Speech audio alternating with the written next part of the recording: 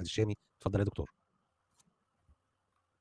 انا تحديت حضرتك يا استاذ عبد الله ان انت تاتي باختلاف واحد مدعوم بمخطوطتين، ما يكونش اختلاف اورثوغرافي ولا احرف سبعه ما عرفتش تجيب، واقصى حاجه جبت لي اين وايان، وانا قلت لحضرتك اين هي ايان، بس في حاجه اسمها ذا وور اون الف، الحرب على الالفات، دي كانت موجوده في كل اللغات السريانيه الساميه، وذكرت لحضرتك مثال كلمه شيء، كلمه شيء كانت بتكتب بالف وتكتب بدون الف، فهو نفس الكلام، كلمه ايان كانت بتكتب بالف وبدون الف، كلمه على كانت بتكتب بالف ساعات وكانت بتكتب بدون الف، فده اختلاف اورثوغرافي وحضرتك ما ردتش على هذا اصلا، وكلمه طاوي وطوى ذكرت لحضرتك ان هي قراءه وانت حضرتك ما ردتش على هذا، فتذكروا جميعا انه لم ياتي بتحريف واحد يستطيع ان يثبت ان هو تحريف على منهج علماء النقد النصي، لم ياتي بتحريف واحد يستطيع ان هو يثبت ان هو تحريف على منهج علماء القراءات، اي منهجيه انت كنت بتعتمدها النهارده ما اعتمدتش، ما ذكرتش المنهجيه اصلا، ولا استعملت قواعد علماء القراءات، ولا استعملت قواعد علماء النقد النصي، فين التحريف؟ والله لن يستطيع واحد انه ياتي باختلاف واحد مدعوم بمخطوطتين ابدا الى يوم القيامه، لان النص منضبط محكوم، اقصى حاجه ممكن يعملها ان يعمل زي الاستاذ المحترم ان هو يجيب نماذج لقراءات منقوله عن النبي صلى الله عليه وسلم، او ان هو يجيب اختلافات اورثوغرافيه وده خارج نقطه البحث اصلا. الحاجه الثانيه، مدح حفصه مذكور في كتب القراءات معروف، وكان ثبتا في القراءات وهي في الحديث، لانه كان لا يتقن الحديث ويتقن القران ويجوده، فهو صادق في نفسه، الذهبي فاما في القراءه فهو ثبت امام، واما في الحديث فحسن الحديث، وغيره من العلماء معروفين كانوا بيفرقوا ما بينهم. الكسائي ان هو بيشرب وبياتي الغلمان ما فيش دليل على كده، فديه هات سند صحيح مش هتعرف، فديه طعام مسكين وطعام مساكين ده احنا مالناش علاقه بهل هو ده مؤثر على المعنى ولا مش مؤثر على المعنى، احنا لينا علاقه ثابته عن النبي ولا مش ثابته عن النبي، واغرب حاجه انت حضرتك بتقولها ان انا ما قربتش لا من قريب ولا من بعيد لمساله تواتر القران، الله الذي لا اله غيره، مش انا نفس الراجل اللي كان هنا من كام دقيقه وقال لحضرتك احنا عندنا 170 صحابي 190 صحابي، انا اقدر اثبت 170 صحابي اقدر اثبت لحضرتك ان هم كانوا حافظين القران في القرن الاول، ومنهم 20 باسانيد موجوده، اسانيد متصله الى زمن الانتشار والى اليوم، يبقى ازاي انا ما اثبتش تواتر القران في الطبقه الاولى؟ مش انا نفس الشخص اللي تحديت حضرتك في كل المداخلات انك تاتيني بحرف واحد انا اعجز عن اثبات تواتره، قول لي الحرف مثلا ايه، وقال الذين كفروا ان هذا الا افك افتراه، اثبت لي تواتر كلمه افك وعد لي، انزل لي على الترابيزه بالتواتر وانا اجيب لك الى زمن الصحابه تواتر. انا تحديت حضرتك انك تجيب لي حرف واحد انا اعجز عن اثبات تواتره، لان في فرق بين تواتر القران وتواتر القراءات، واحنا نقدر نثبت تواتر القراءات، لكن ده خارج نقطه البحث، ليس نقطه، لم تكن نقطه البحث اثبات تواتر القراءات، لم تكن نقطه البحث القراءات الشاذه والناسخ والمنسوخ والاحرف السبعه اللي حضرتك عملتها، ولم تكن نقطه البحث الاختلافات الاورثوغرافيه، ده كان اقصى سقفك، اقصى سقفك اين وايان، اقصى السقف اللي انا سمعته الكلام على العنوان، اقصى سقف الكلام على المنسوخ اللي هو 10 وتوفي رسول الله في انه يقرا من القران، كان في ناس بتقراه مش عارفه، ونسخنا بعد 5 معلومات مش ايه، حكم نسخ حكم وايه نسخت ايه، والايه الناسخه ما كانتش في نفس موضوعها، لان الايه ناتي بخير منها ومثلها ما قالتش في نفس موضوعها. بتقول برضو ان لم احفظ عن عاصم فتح ام كسر هذا لم يثبت بسند صحيح. بتقول التابوت هو ده اقصى الاعتراضات الاورثوغرافيه، تخيلوا يا جماعه الف ولا ما فيش الف، تابوت ولا تابوت بالتين مربوطه ولا تابوت بالتين مبسوطه، تخيلوا دي هي اقصى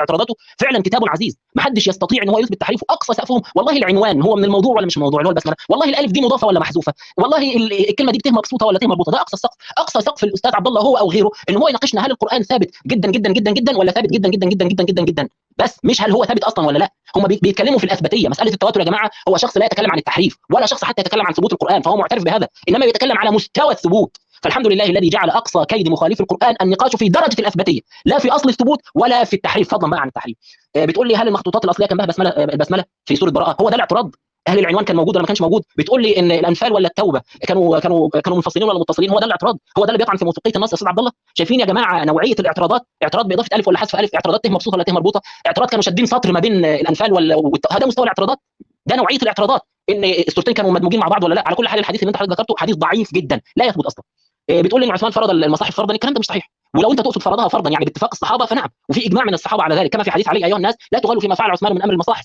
فوالله ولا تقولوا فيه الا خيرا، فوالله ما فعل الذي فعل فينا المصاحف الا عن ملأ منا جميعا، والله لو وليت ما ولي لفعلت مثل ما فعل، والطريق الثاني فوالله ما احرقها الا عن ملأ من اصحاب محمد جمعنا فقال كذا كذا كذا كذا، والله لو وليت الذي يولي لصنعت ما صنع. وحديث ابو هريره في حرق المصاحف قال لعثمان اصبت واحسنت، وحديث مصعب بن سعد انه قال له ادركت اصحاب النبي حين شقق عثمان المصاحف فاعجبهم ذلك ولم ينكر منهم احد، والاعداد الضخمه اللي كانت في المسجد بتكون المصحف العثماني كما في الحديث، والاثر اللي هو عن ابو عبد الرحمن السلمي كانت قراءه ابي بكر وعمر وزيد بن ثابت والمهاجرين والانصار واحده، كانوا يقرؤون القراءه العامه وهي القراءه التي قراها رسول الله صلى الله عليه وسلم على جبريل في العام الذي قبض فيه، وورشه العمل العثمانيه اللي جمع في المسجد كل الصحابه اللي كانوا موجودين وكل النسخ اللي كانت مكتوبه في الحديث في المقنع في رسم مصاحف الانصار باسناد صحيح، والمصاحف ابن ابي داوود ان هو قال من كان عنده شيء من هذه المصاحف لما جاء بها فاجتمع عنده شيء كثير فادخلوا عليه رجلا يستحلفه بالله لسمعه من رسول الله يملي عليه فيجيب النعم، فاذا كنت تقصد بالفرض يعني الفرض بسبب الاجماع فده انعم به واكرم، يبقى نص منضبط محكوم مش نص مائع هلامي غير منضبط، وانا دايما بتحدى الجميع لو افترضنا ان كان في مشاكل ضخمه جدا، ما هو هات لي اي معيار افضل من ان يقوم بعلاج المشكله ان النساخ الاصليين تلاميذ المؤلف ادرى الناس بقرانيه الشيء، وطول ما انت حضرتك معتمد على الروايات فانت حضرتك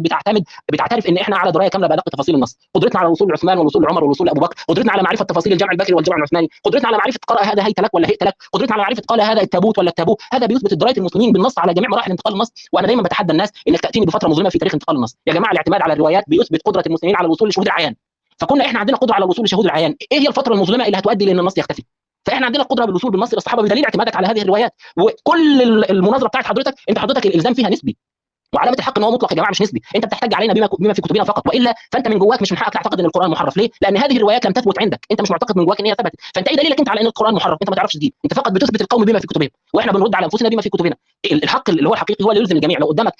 قدامك ملحد، لو قدامك يهودي، لو قدامك بوذي، تستطيع انك انت تلزمه بان النص محرف. كل اللي انت عملته اللي هو الالزام النسبي فقط، فاعتبر.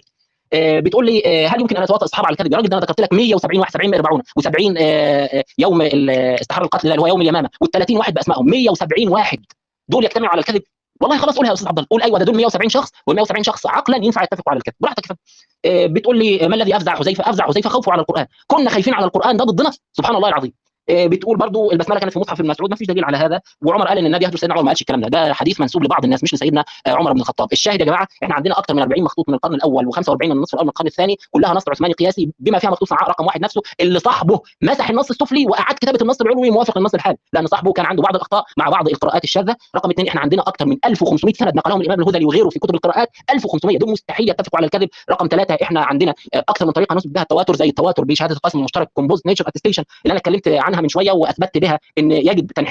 يجب زحزحه النص الى النصف الاول من القرن الاول الهجري باعتماد على هذه الطريقه. وكمان عندنا معلومات تفصيليه دقيقه في كتب القراءات، والاكتشافات المخطوطيه اثبتت دقه المعلومات الموجوده في كتب القراءات، وان ما فيش اي فتره زمنيه مظلمه. والله اتحداكم ان كنتوا تجدوا اي فتره زمنيه مظلمه تقف بيننا وبين النساخ الاصليين تلاميذ المؤلف. انت ما قدامكش غير انت تطعن في هذا العدد الضخم من الصحابه. اقصى حاجه يا جماعه بقوا بيعملوها دلوقتي هو ان احنا مقرين بكل حاجه، احنا مقرين ان النص ده 100% لحد زمن الصحابه، لكن احنا هنتعلقوا في الصحابه نفسهم، وعدد الصحابه عدد ضخم جدا يستحيل ان يتفقوا على الكذب او الخطا او